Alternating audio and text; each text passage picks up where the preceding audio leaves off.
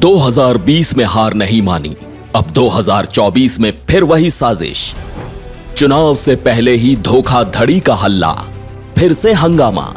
Trump के लिए हार का मतलब धोखाधड़ी का खेल। क्या 2024 में फिर दोहराएंगे ट्रंप 2020 वाली चाल? फिर से वही पुराना खेल। एक बार फिर अमेरिका में ट्रंप का नाम गरमाया हुआ है और वो फिर से वही 2020 का विवादित प्लान चला रहे हैं। उनकी रणनीति, चुनाव से पहले ही दावा करना कि वो जीत चुके हैं, भले ही गिनती शुरू ना हुई हो। जी हां, ये वही ट्रंप हैं जो कहते हैं कि जीतना है तो बस जीत का दावा कर दो। लेकिन सवाल ये है कि क्या इस बार उनका ये खेल चलेगा?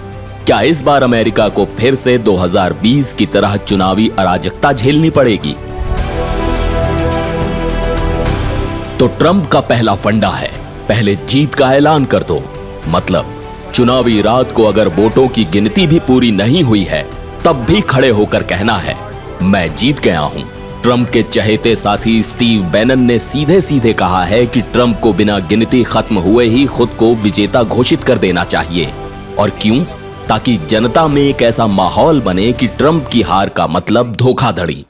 एकदम शेर की तरह दावा, मेरा शिकार तो पक्का है। अब ट्रंप को पता है कि ये सब कैसे करना है।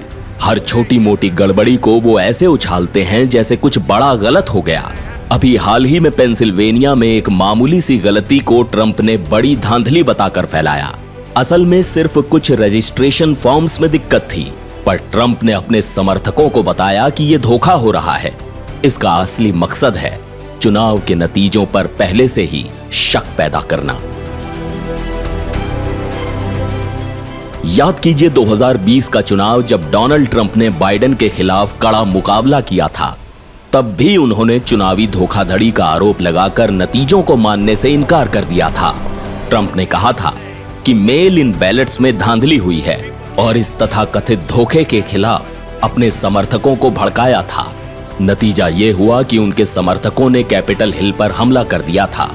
अब 2024 में भी ट्रंप वही प्लान अपनाने की तैयारी कर रहे हैं। फिर से वही आरोप, वही रणनीति। इस बार उन्होंने जनता को पहले से ही तैयार करना शुरू कर दिया है। अमेरिका में 10,000 से भी ज्यादा चुनावी अधिकारी होते हैं जो चुनावी नतीजों की पुष्टि करते हैं। ट्रंप के समर्थक उन पर दबाव बना रहे हैं ताकि वो गड़बड़ी साबित कर सकें और नतीजे रोक सकें। इसका सीधा मतलब है, जितनी देर होगी उतनी ही अफवाहें फैलेंगी। लेकिन इस बार अमेरिका ने 2020 से सबक सीखे हैं।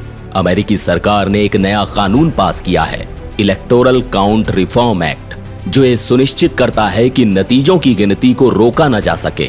अब केवल राज्य के गवर्नर ही अंतिम प्रमाणन भेज सकते हैं, जिससे ट्रंप के समर्थकों के लिए नतीजों को बदलना आसान नहीं होगा। इस बार सोशल मीडिया में एक नया ट्विस्ट है। एक्स के मालिक इलॉन मस्क खुद ट्रंप का समर्थन कर रहे हैं और चुनाव में उनकी जीत को अपरिहार्य बता रहे हैं। इसका मतलब है कि सोशल मीडिया पर गलत जानकारी को रोकने का कोई खास उपाय नहीं है। अब तो ऐसा माहौल बन गया है जैसे चुनाव से पहले ही ट्रंप को जीतता हुआ देख रहे हों। क्या इस प्रचार का असर चुनाव के नतीजों पर होगा? तो कुल मिलाकर यह ड्रामा सिर्फ अमेरिका के चुनावों का नहीं, ये पूरी दुनिया के लोकतंत्र का भी सवाल है। ट्रंप का यह खेल एक बार फिर उस ओर इशारा कर रहा है कि अगर वो हारते हैं तो उनकी हार चुनावी धोखाधड़ी के कारण होगी। लेकिन इस बार अमेरिका 2020 की तरह चुप बैठने वाला नहीं।